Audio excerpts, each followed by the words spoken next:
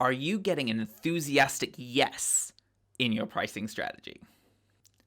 Hi, I'm DJ from Rainbow Dragon Digital. In today's video, I want to talk about the concept of consent and how this might apply to sales.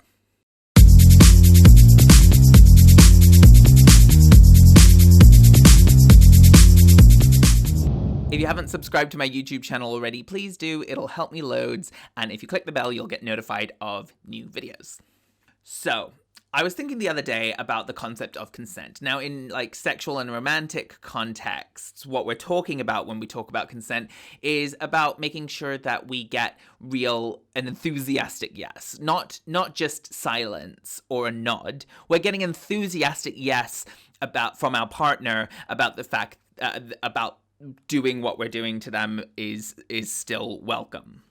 Now, my thinking was, do we do this in pricing?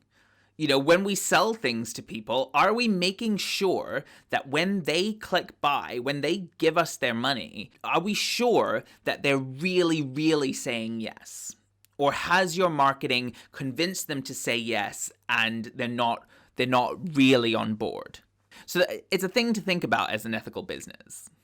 The other conversation that comes up with consent is that people are allowed to change their minds. Right? And in the sexual context, we always say that at any point during this process, you're allowed to change your mind and say you no longer want it.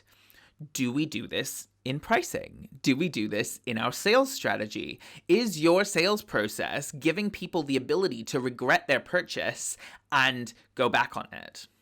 Now, I completely get that this definitely does not apply to all businesses, especially things like, retail or food, that you can't really take it back. But even in food, in a restaurant, the waiters come by and ask if everything's okay and that sort of thing. So I think there really is something to be said here about the ethics of the way we sell stuff. I think in service businesses, this is especially important and something that really should be front and center of your pricing strategy and your sales strategy. That you should be giving people making sure that they have an enthusiastic yes when they have accepted your proposal or your quote. And secondly, giving them the ability to completely change their mind if they've decided that you aren't right for them anymore. And this is exactly what I do.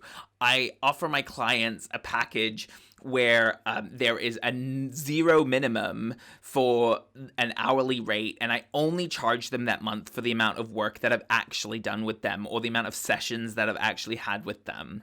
And that way I'm earning every single penny that I am charging for, and it means that the client is in full control of how much they're paying and how much they're getting me to do. And I think this is a really important thing for all ethical businesses to think about is how are you making sure that your customers are in control of their buying decisions? Because this has much wider cultural effects as well in terms of what we're convincing people to do with their money. Now, I realize this is a really complicated issue. I could go down so many different paths with this. If you're really keen to discuss this kind of thing, I really love I've had so many great tight chats with people about this sort of thing that have just messaged me separately. So please feel free to do that on, LinkedIn or even send me an email about it. I'm really happy to discuss it. I love talking about this stuff. And if it will help you run your business in a more ethical way, if it'll help me run my business in a more ethical way, I'm really open to it.